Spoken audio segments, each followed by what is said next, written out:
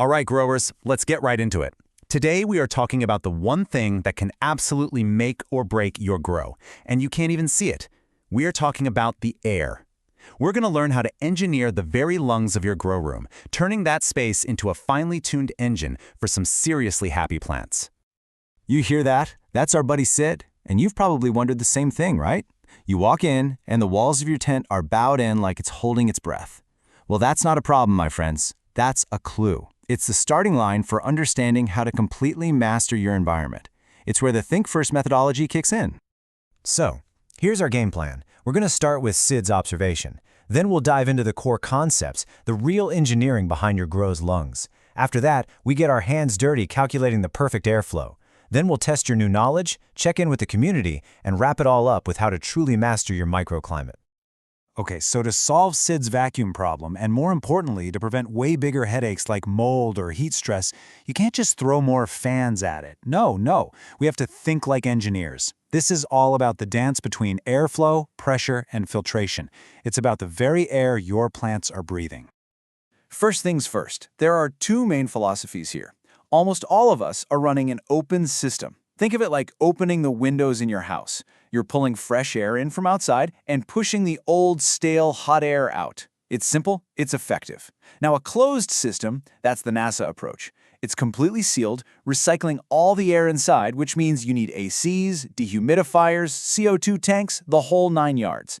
It's high cost, high risk, and for today, we're focusing on mastering that open system. Let's talk about the magic behind your carbon filter, because it's way cooler than you might think. It uses a process called adsorption. See those amazing, stinky terpene molecules? They're not just getting blocked. They are physically getting stuck to the insane amount of microscopic nooks and crannies inside the activated carbon. It's basically flypaper for smells on a molecular level, a terpene magnet. Virtual Loco here. Let's break down the tech. You've got two choices for fans, AC and EC. AC is old school. EC fans are what you want. Yeah, they're quieter and save you energy, but look at that third line, static pressure resilience. That's the whole ball game. Your carbon filter creates resistance. It's like trying to breathe through a straw. An AC fan chokes, losing up to 60% of its power. An EC fan, it just powers through, barely noticing. That resilience means you're actually getting the airflow you paid for. All right, narrator back. Enough theory. Let's get practical and do the single most important calculation for your entire setup, finding your target CFM, or cubic feet per minute. Seriously, get this number right, and everything else in your environment just clicks into place. Virtual Loco on duty. First up, we need a baseline for fresh air. Your plants need fresh CO2, so we aim to replace all the air in your tent every 3 minutes. It's simple math. First, get your tent's volume, length times width times height, all in feet. Got it? Okay, now just divide that number by 3. That's your base CFM. Easy.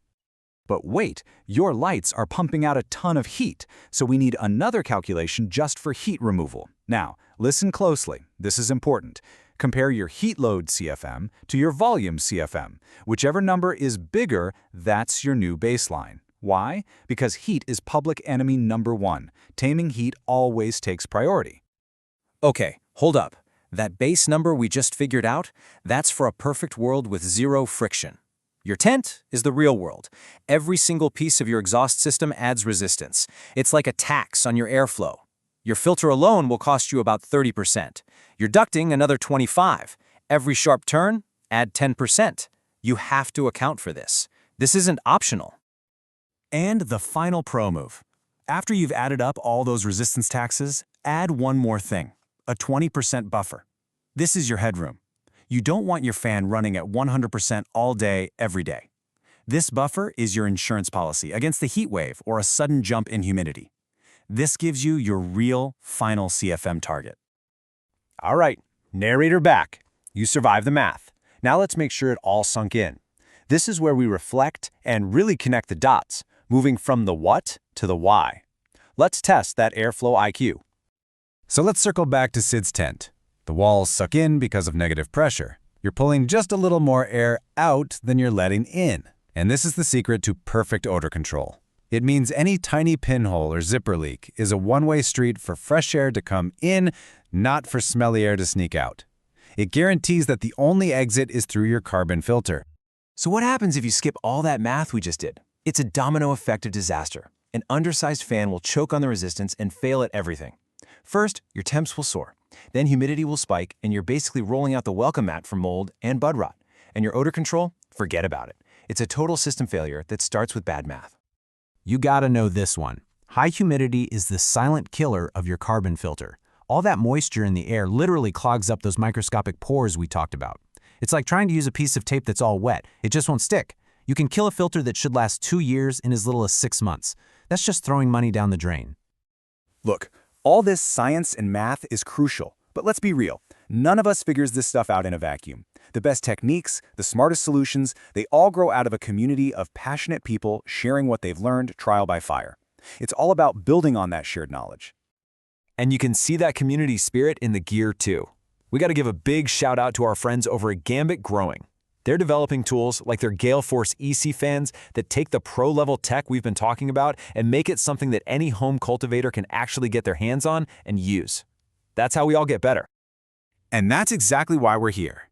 Between Internet of Pot, Sid asking the questions we're all thinking, and Virtual Loco crunching the numbers, we're all just trying to help each other grow smarter, not harder. This is a craft built on collaboration, not competition. Okay, we have covered a ton of ground. Let's boil it all down to the essentials. This is your final checklist, the core truths that will help you build a bulletproof environment every single time. If you walk away with anything today, make it these 4 things. 1. EC fans. Period. Their ability to handle pressure is a must. 2. Coconut shell carbon. It's just better at grabbing those terps. 3. Always do the math for your adjusted CFM, and don't you dare forget that 20% buffer. And 4. If you really want to lock in your environment, upgrade to an active intake. So here's your homework. Tonight, I want you to go into your grow. No meters, no apps. Just stand in there, close your eyes, and just feel. Feel the air move across your skin. Does it feel gentle? Does it feel fresh? Does it feel alive? Because I promise you, if you can feel it, your plants can too.